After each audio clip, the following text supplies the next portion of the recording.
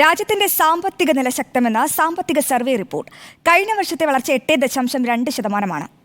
അടുത്ത വർഷം പ്രതീക്ഷിക്കുന്ന GDP വളർച്ച 6.5 മുതൽ 7% വരെയാണെന്നും ധനമന്ത്രി നിർമ്മല സീതാരാമൻ അവതരിപ്പിച്ച റിപ്പോർട്ടിൽ വ്യക്തമാക്കുന്നു. എന്നാൽ സർവേ കള്ളമാണെന്ന് കോൺഗ്രസ് വിമർശിച്ചു. Sir, with your permission, I rise to lay on the table a copy each of the following papers, both in Hindi and English versions. Economic Survey 23-24, Economic Survey 23-24 Statistical Appendix. ബാഹ്യമായ വെല്ലുവിളികൾക്കിടയിലും ഇന്ത്യക്ക് സാമ്പത്തികമായി ഏറെ മുന്നേറാൻ സാധിച്ചെന്ന് സാമ്പത്തിക survey report. 2020-നേക്കാൾ 20% വളർച്ച 2024 കൈവരിച്ചു. വിലക്കയറ്റം നിയന്ത്രണ വിധേയമാണ്. കഴിഞ്ഞ 4 സാമ്പത്തിക വർഷത്തെ ഏറ്റവും താഴ്ന്ന നിരക്കിലാണ് പണപ്പെരുപ്പം. രാജ്യത്ത് എത്തുന്ന വിദേശ നാണ്യം 3.7% വർദ്ധിച്ചു. $124 ബില്യൺ ഉള്ള വിദേശ നാണ്യം 2025-ൽ $129 ബില്യൺ വർദ്ധിക്കും എന്നാണ് പ്രതീക്ഷ.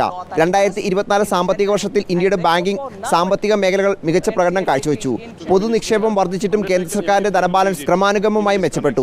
ആഗോളതലത്തിൽ ചരക്കുകളുടെ ആവശ്യകത കുറഞ്ഞതുവഴി ഉണ്ടായ സമ്മർദ്ദം സേവന കയറ്റുമതിയിലൂടെ മറികടന്നു. പണപ്പെരുപ്പം കുറഞ്ഞുവെന്ന് പറയുന്ന സർവേ കള്ളം എന്ന് കോൺഗ്രസ് വിമർശിച്ചു. സമ്പൂർണ്ണ ദാരിദ്ര്യം തുറച്ചു നീക്കിയെന്ന പരാമർശം തെറ്റെന്ന് ജയറാം രമേശ് വ്യക്തമാക്കി. നാളെയാണ് കേന്ദ്ര ബജറ്റ്. 3ാം മോദി സർക്കാരിന്റെ ആദ്യത്തെയും നിർമ്മല സീതാരാമന്റെ 7ാമത്തെയും കേന്ദ്ര ബജറ്റാണ് അവതരിപ്പിക്കുക. റിപ്പോർട്ടർ, ദില്ലി.